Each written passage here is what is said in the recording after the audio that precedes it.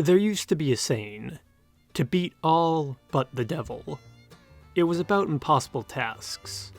To be able to do everything but one. It suggests the devil always gets his dues in the end, but Americans have a certain fascination with the devil. Americans think they can beat anything, no matter how primordial. It has always been there, from the short story of the devil in Daniel Webster, to the urban legend of Robert Johnson at the Crossroads, to the folk song Ghost Riders in the Sky. They are all largely outgrowths of the Germanic Faust myth. A man sells his soul to the devil, or is warned against it, for some form of power. American exceptionalism, or cynicism, sets in here. Unlike European counterparts, where the deal-taker is often saved by deus ex machina, often literally God interceding, or the Virgin Mary, the American deal-taker loses his soul to the devil, or beats him through physical, or maybe even legal, means. Americans simply enjoy the idea they can wallop Satan. It is no surprise this legend, or its influence, would travel westward with the United States' territorial expansion. That may be why so many geographical features bear some allusion to Lucifer out west, though it is not exclusive to western states. Cowboys, Protestant or Catholic, saint or sinner, encountered the devil or imagined the devil always. One fictional account remains the most popular of these, and legally disputed in southwestern folklore. The cowboy poet Gail Gardner's poem, The Sierry Petes, or better known today as Tying Knots in the Devil's Tale, is a tale of two cowboys' less than sober encounter with the devil himself. The poem got Gardner, an actual cattleman in Arizona, accused of cattle theft on more than one occasion. He also almost came to blows over the poem for a totally different reason. One cowboy once remarked to folk singer and Gail Gardner's confidant, Katie Lee, "You ain't heard that song, you ain't much of a cowboy." The problem? Well, everyone's heard a different version of it.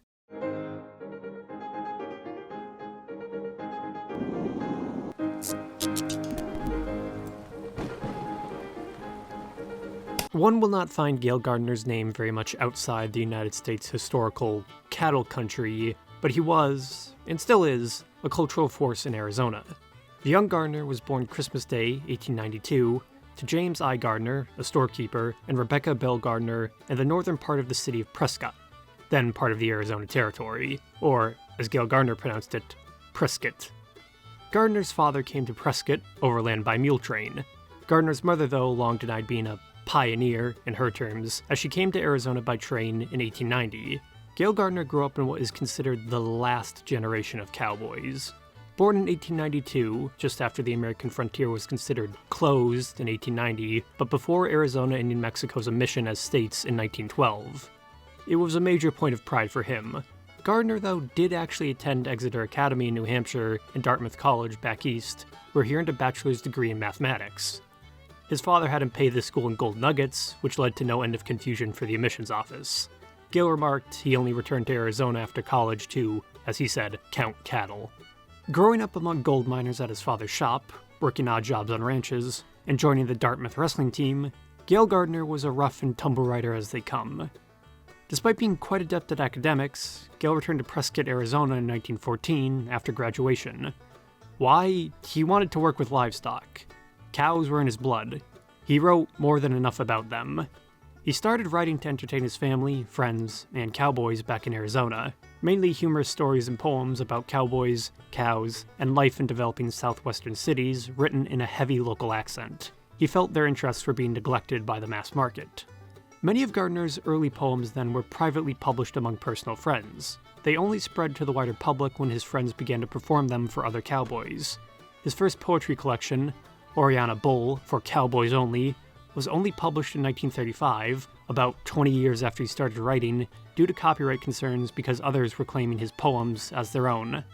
About the title, an Oriana Bull, from the Spanish Oriana, refers to unbranded wild bulls who are old enough for ranchers to claim/rope from the wilds. One figure who inspired Gardner's poetry was Sandy Bob Heckle, son of another cowboy poet, Texas Bob Heckle, and a member of Prescott's semi-famous Heckle clan, making Sandy Bob the uncle of famous musician Marty Robbins. Fun fact. But back in the 1910s, Gardner hired Sandy Bob Heckle on to help run his first ranch after returning to Arizona. According to Gail, the ranch was a greasy sack outfit, his own words, out in Skull Valley, Arizona. The book's name, Oriana Bull, came from Gail Gardner and Sandy Bob Heckle's semi-frequent outings to rope wild cattle in the Arizona wilderness. These bulls belonged to whoever could catch them, though legally they belonged to the state, but they were a free alternative to buying cattle if you could get away with it. The problem? They were tougher than the devil himself and could injure even the most competent cowboy. The solution was to tie them to a tree and let them wear themselves out. When tired out, the bulls could be branded and tamed. During these exploits, one topic of discussion between Gardner and Heckle was if they could lasso the devil or not. They agreed, if they could, they would brand him afterwards. After, Gail and Bob would go on, as they called them, whizzers, or drinking celebrations. Though, they were more like drinking binges. The two would often drink down a series of 40 or more bars in Prescott called Whiskey Row. One night, returning to the ranch, Sandy Bob, who may or may not have tried to drink from a puddle or horse trough prior, said to Gail, "The devil got better cowboys than us for worse." Whiskey Row was a series of bars in Prescott, Arizona, a sort of red light district that ran along Montezuma Street. Whiskey Row also had a habit of burning down, and ran between, as Gardner's poetry mentioned, the Kentucky Bar, a Southern Kentucky-style bar, and the Depot House, which served the Santa Fe Railroad it was located next to. About 40 bars ran between the two saloons. How much Gardner and Heckle actually imbibed during their whizzers is more up for debate, though. Gardner explained how the night inspired him to write the poem. "We've been celebrating in town, and we're pretty well jugged up, when one of us remarked that the devil got cowboys who did the things we've been doing, and the other replied that if the devil monkey with us, we'd neck him to a blackjack oak just like a steer." That conversation would later morph into the plot of his iconic poem, The Sierry Petes. It would take him a while to write it, though. He eventually got around to it in 1917 on his way to enlist for World War I. Like many of his poems, Gardner wrote it to amuse his sister. The inspiration to write it struck while on a train going through Kansas, or Nebraska, as Gail remembered it. While crossing the Great Plains, he saw a herd of complacent, unmarked cattle milling about in a field, watched by lazy farmers. Having just come from the hard, steer-open country in the Copper Basin, the sight amazed Gardner. Seeing the herd, it depressed him because he realized, while in the Air Force, there would be no more drinking with Sandy Bob. Inspired with a fit of nostalgia, Gardner penned the Sierry Petes in the train, then, at the next stop, sent it back to his sister in Prescott for a laugh. After that, and being deployed to Texas, he totally forgot about the poem for years. Gail Gardner's friend Billy Simon would be the first to set the song to music. Simon learned it when Gardner and him were visiting a sick girl in the hospital. Gardner had brought it to entertain the girl who wanted to meet real cowboys, and Gardner thought it would be a good chance to share his poetry. Billy Simon was so entertained as well, he asked Gail for a copy. After, he set it to a folk song tune, likely the chords of Polly Waddle Doodle, and began to perform it around Arizona, cattle camps, and rodeos, or rodeos. Gardner thought it would be nothing, but then the song started to spread and spread and spread. One day, all of a sudden, he heard it on the radio. It was not him or Billy Simon performing it. It was a common practice in the 1920s and 1930s. Music publishing houses back east, and traveling musicians looking to capitalize on the demand for folk songs at the time, would steal songs from Western personalities and writers. It was a cheap, if morally reprehensible practice. They were able to get away with it because very few of the cowboy writers cared to copyright their work or even knew how to go about it. So the songs were easy to pirate. This is basically what happened to Gail Gardner in 1931. A musician by the name of Jack Lee and his wife Kitty Lee turned up in Arizona. There, Jack Lee adopted the cowboy persona Powder River Jack and started playing cowboy music. One of those songs was the Sierry Petes, now popularized as Tying Knots in the Devil's Tail. Gail had no idea about the uncredited cover until he heard about it on the radio, then learned Powder River Jack had claimed the song as his own material, along with Curly Fletcher's Strawberry Roan, in a songbook. Gail and Billy Simon then went to the radio station to physically settle the copyright dispute, or more or less confront Powder River Jack. But when they arrived, they found Jack Lee was pretty poor. His only asset was his wife Kitty, who, as Gail recalled, neither Billy Simon or him wanted. They settled for Lee crediting Gail for the song. Unfortunately, control of the poem turned song was now far beyond Gail's legal or even physical grasp. It's likely Lee did not intend to maliciously steal Gardner's poem/song. He probably thought Tying Knots in the Devil's Tail was an actual folk song because of how far it had spread in Arizona. It's a common mistake to assume all folk songs are public domain. It still happens today. The band Schooner Fare once remarked their tune Day of the Clipper moved faster than them or their copyright. The Sierry Petes also just sounds like an old public domain folk song. The title Sierry Petes refers to the Sierra Preta range west of Prescott, Arizona, where Gardner and Heckle used to round up cattle. The corruption Sierry Petes actually comes from an unnamed miner Gardner knew in Arizona. Coming from Maine, the miner, due to his New England accent, could not pronounce Sierra Preta, so it became Sierry Petes. He may have also thought it was Peaks and not Preta. Gail found it very amusing and made use of the mispronunciation in the poem, where it became immortalized. The poem song itself is chock full of Arizona-Texas accent and cattle terms which usually make it near indecipherable to the uninitiated. Gail Gardner really did speak like that, though. There are more than enough tapes of audio interviews with him to prove it. He called his strange dialect cowboy lingo, though linguists today would probably regard it as a branch of the Texas accent mixed with cowboy and Spanish terms, which descends from the southern Appalachian branch of American English, which itself is a descendant of the Scotch-Irish accent brought to the Appalachian mountain ranges by colonists centuries ago. Gardner's Arizona cowboy dialect also has large borrowings from Spanish, as mentioned. A large basis of Spanish loanwords originated from Yavapai County in Arizona. One of the more interesting in the poem is the term rodeer camp. Gail felt very strongly about the origins of the term rodeo. A rodeer camp is technically a rodeo camp, or a camp for keeping and watching cattle. Gail always maintained rodeo, from the Spanish verb rodear, meaning to surround, was the correct pronunciation, not rodeo. In Arizona, though, rodeo was corrupted by cowboys who could not speak Spanish into rodeer. Rodeo maybe came into use by Easterners who only read the word without the accent. The poem opens at this rodeer camp with the two protagonists, Buster Jig and Sandy Bob. Buster Jig, an obvious stand-in for Gail Gardner, and Sandy Bob for Sandy Bob. The two are at the work of branding or earmarking cattle, as any old doggy, cow, as it says, got his long ears whittled and his old hide scorched in a most artistic way. Tired of the back-breaking work, Sandy Bob throws down his brand and declares, "I'm sick of this cow pyrography, cattle branding, and allows I'm going to town." The two then head off into town on a whizzer drinking exploit, where a buckaroo can oil up his inside, get drunk. The two then drink down Whiskey Row from the Kentucky bar at the start to the Depot House at the end, supposedly each consuming one drink at each of the 40 establishments. A common challenge among cowboys in Prescott. The godforsaken truth is the boys got stewed, or literally stewed in alcohol, absolutely drunk to the gills. Blitzed out of their minds, Buster Jig and Sandy Bob head back to camp. Except, due to their excessive drinking, another rises to meet them on the path. As, who should they meet but the devil himself, a-prancing down the road. A-prancing here referencing the movement of the devil's hooves. The most dangerous maverick of them all then threatens the cowboys, telling the two ornery cowboy skunks they better hunt your holes or run to hide like rabbits, because the devil has come to take their souls for sinful infractions.